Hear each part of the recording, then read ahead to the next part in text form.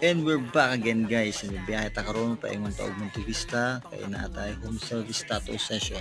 So as usual guys, ang atong pagabuhaton na pod is cover up tattoo. So tabunan ta ning dragon ni sir nga mura og gimalaria, no? So ang iyang napili nga design is tiger tattoo design. Sumo to nag-istorya mi ni boss kung ngano ingani ang pagkatato. Ningon siya nga gipashot daw niya tong nagtato siya. So sa mga artist dira nga palihog ayo jud mo og inom no samtang katato mo kay na bati jud kay nagresulta pagkahuman walay maayong tawo ana. So karon giayo-ayo na gyud ako ning kusnit ning tato ni boss para munindot man gini. So karon kung gusto mo patato guys, PM lang mo no.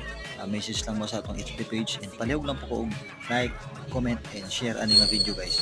So karon hapit na ni mahuman, nabutang na lang ko og highlights. And guys, hapit na pod ko magpa-free tattoo no, magparako na pod ko sa sunod. So tangilan niyo ang mga mechanics.